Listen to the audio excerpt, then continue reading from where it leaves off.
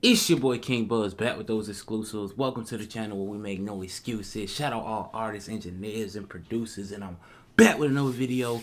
Y'all know what's going on. This is Independent Artists Should Do This Part 2, man. We're going to have a lot of parts of these, man. You feel me? But let's see if we got anything valuable out here. Any valuable tips that me and you can learn from, man. Because I'm not above learning, man. I'm still learning too. See what we got, man. 7 mistakes to avoid when releasing music. My name is Josh. I do A&R for the independent record label Deep Matter. I'm the founder of artist development platform Somewhere Soul, and I run a backstage music industry community which is jam-packed full of independent and emerging artists. Anyway, back to the video. The first mistake is rushing your release out. I know that sometimes when you've been sitting on music for ages, you just want it out there so you can move on. But do make sure when you set your release date that you're giving yourself plenty of time for building relationships, uploading to DSPs, and pitching your music. I've never heard of someone reflect on a release campaign and say that they started too early or that they were too organised. Second is not putting enough energy into your post-release marketing. Now, in the past, most of the hard work was done pre-release, but the current social media landscape has sort of flipped that on its head a little bit, and post-release is super important as well.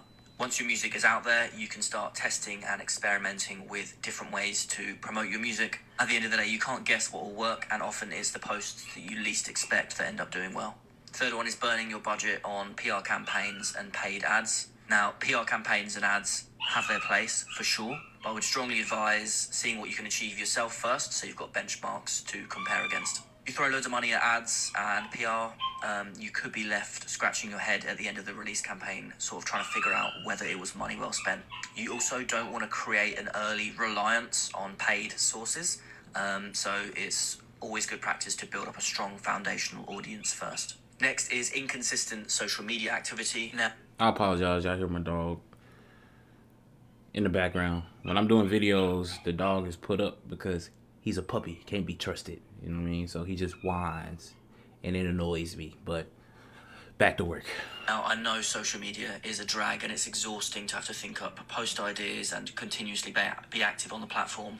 But if ever there was a time to stay semi-active on the platform, it's in the lead up to a release. And because you will have poured your heart and soul into the music, and it can be really demoralizing to then suffer from low engagement when you're sharing like super important and super exciting news about your release. And that's why creating an enjoyable and sustainable strategy is so key. And I will talk about that a lot more in a future post. Next is determining the success of your release based on the number of streams you get. If you have released a body of work that you feel represents you as an artist and the music says what you wanted it to say, you have been successful. Does your aesthetic align with your sound? Have you pitched your music to the best of your ability? Maybe you've received positive feedback from someone whose opinion or taste you trust. These are all far more important questions to ask yourself than how many streams did your music get, especially with early releases. Streams can always come later. What's important initially is... Come on, man. Is establishing your sound and knowing who you are as an artist. Next is not uploading to Bandcamp.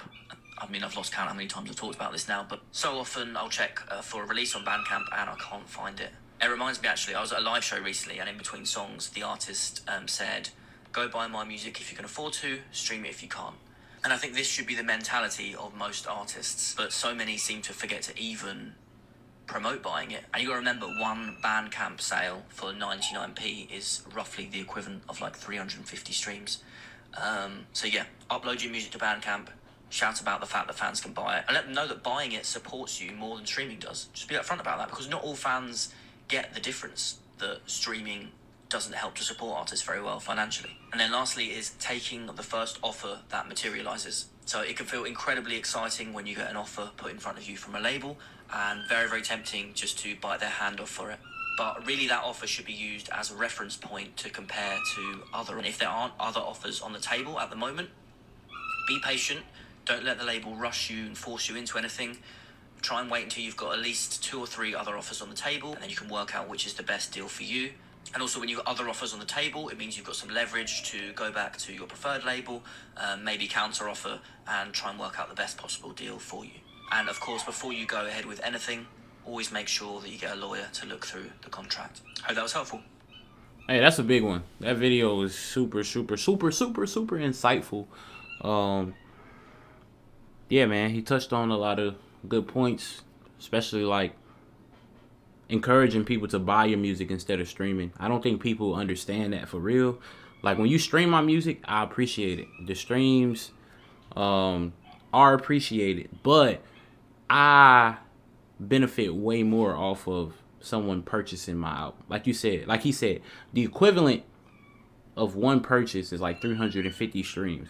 So in order to match the purchase, instead of like if you want to match the purchase while just streaming, you would have to stream my song 350 times just to match that dollar spent. You know what I mean? So I definitely encourage more fans. Like if you really support an artist, always purchase and stream. You can purchase and still stream, but that purchase is gonna take them a little further than the stream will. You know what I mean? So that's important. He had a lot of other good points like leverage when you have offers, and I talk about a lot of this stuff on my channel before. You know what I mean? You don't want to really jump at the first thing you offered, and you definitely want to go into every situation with leverage. If you don't have leverage, then you're kind of in a position to where you feel like you have to take whatever's being offered, and you never want to be in that position to where you're like, dang, well, this is it. Like, no, it's not it. What else did he touch on? He touched on a lot of good points, man. I agree with all of it, man. Great advice, man. So if you're watching it, you know, take notes, man. Take notes, man. Let's try to get one more in here, Best man. way to start your music career. Definitely different for every single artist depending upon your expenses to create a song, your genre, your access to the means of production, your relationship with creating content, and a few other things. But I think, in my opinion, the best thing for you to do is to detach from the sense of like entitlement, basically meaning that like because you put this song out, people should listen, right? Understanding that like attention is earned before people will listen and then decide that they like it and then go to it. Also approaching this with the understanding that you cannot out the gate do exactly what mainstream artists do because they have built up a level of rapport with people, a connection with people, that they can do things like tease a song that is not out. They can do things like have a pre-save campaign and then still get thousands of, pre-saves with absolutely no instant gratification for the other person on the other end of the phone because the song isn't even out yet. And pre-saving doesn't do anything.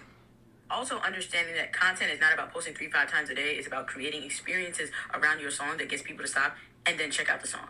And also showing them that the song is relatable and that it has a place in their life. All right, boom, another one. As you can see, everything she said was spot on, man. Especially like towards the end when she used to talk about being relatable. In part one, both of those guys talked about how like you have to connect with the person. You know what I mean? Like your music has to be relatable, and you have to find who your music relates to. That's where you're gonna find the most success, being relatable. And another thing she was saying, don't feel like people have to listen just because you drop music. I used to feel like that, man, when I was younger, when I was getting started. I felt like just because I knew I was good, or I felt I was good, when I dropped, people should tune in. And that's not the case. Like, you know how like some people say you gotta like earn respect. You gotta earn the right to feel like when I drop, they gonna tune in. Like now, I've got to the point where like when I drop music, I know people are tuning in. It might not be like millions of people yet, but I know there's a group of people that when I drop, they like, oh, King Buzz drop. Oh yeah, let's check that out. I know that's some heat. You know what I mean? And that just come over time, building relationships and just being consistent and not expecting people to do it. You know what I mean? You kind of like every person that hit me up like, y'all listen to me, like, bro, I appreciate you. I really do. Like, because you don't have to. Like, you went out of your way and you did it on your own. I didn't pressure you to do it. I'm not forcing nobody to do it. So everybody that press play on a King Buzz song, I appreciate you. I really do. You know what I mean? So, yeah, man. Hey, hopefully you learned something. Hopefully they gave you some game that you can take and you can apply to your personal career. And yeah, man, let's run it up. I see y'all at the top. Yeah.